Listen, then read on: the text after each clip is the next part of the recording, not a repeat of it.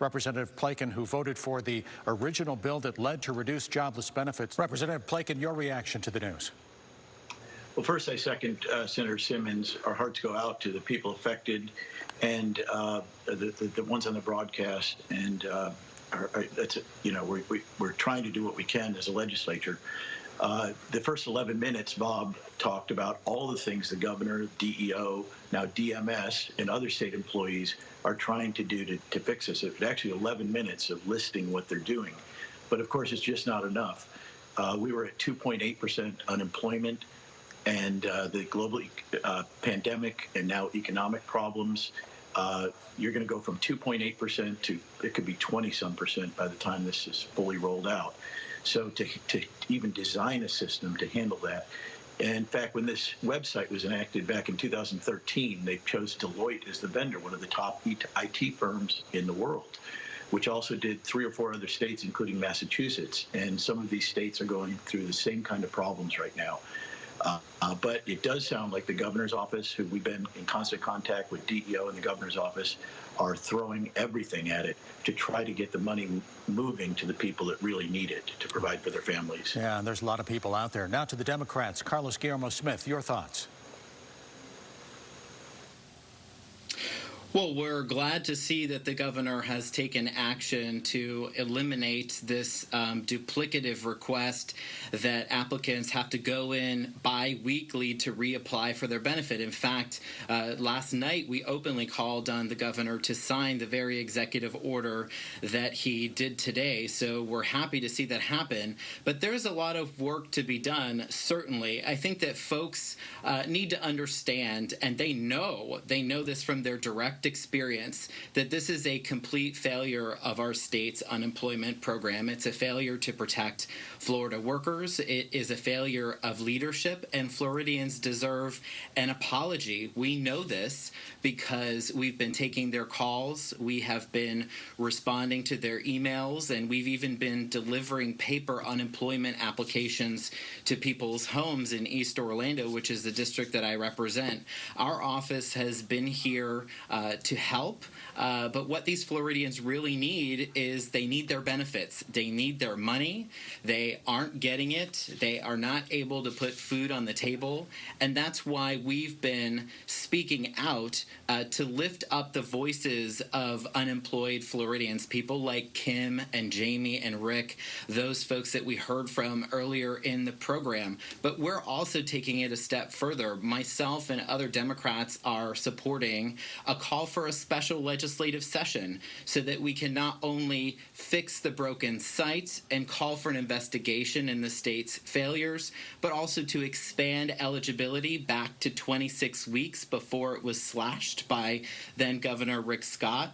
We're calling on the legislature to increase the $275 weekly benefit, which ranks Florida near the bottom of states offering unemployment benefits. The average for state unemployment benefits is $385. And of course, we're urging the governor to apply full retroactivity to begin when they actually lost their job and include these benefits for gig workers and for the self-employed who currently only get federal unemployment benefits. Yeah, a lot of work in the time ahead. Wanted to let you know that we have lost our feed from Representative Anna Escamani, so she's not going to be able to participate in this broadcast, and we regret that. Time to bring back Western News Political Report mix for some more questions. Greg? Thanks, Jim. I want to stay on this theme for a second. I want to start with Scott Plakin.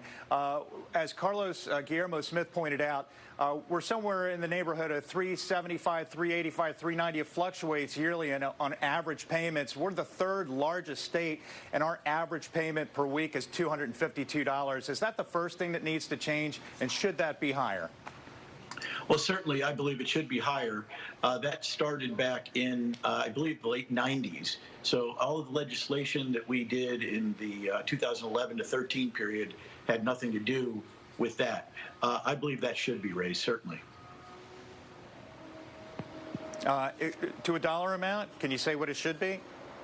Well, I think the national average is under 400. Should it be higher than 400? Well, I don't think a decision should be made on a TV show like this. That's something the legislative committee should get together, process, see what the needs are, be a more enlightened analysis than just throwing out a number on a TV show.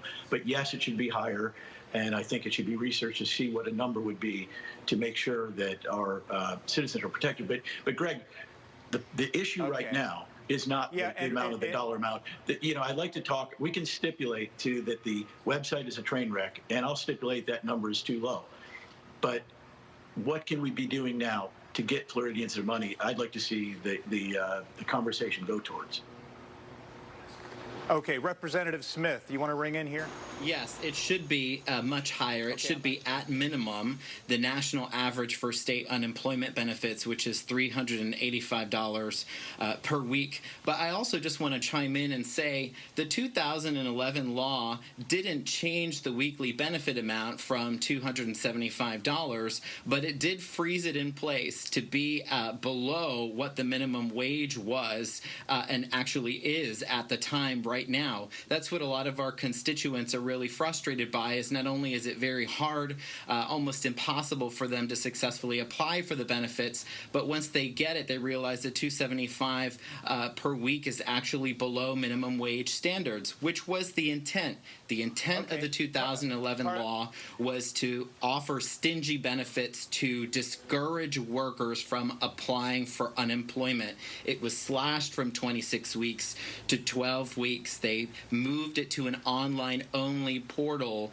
to make it even more difficult. And that's something that we have to revisit during a special session. We have to upgrade this program, fix the website, and expand benefits and undo that terrible law that was passed in 2011 and signed by Governor Rick Scott.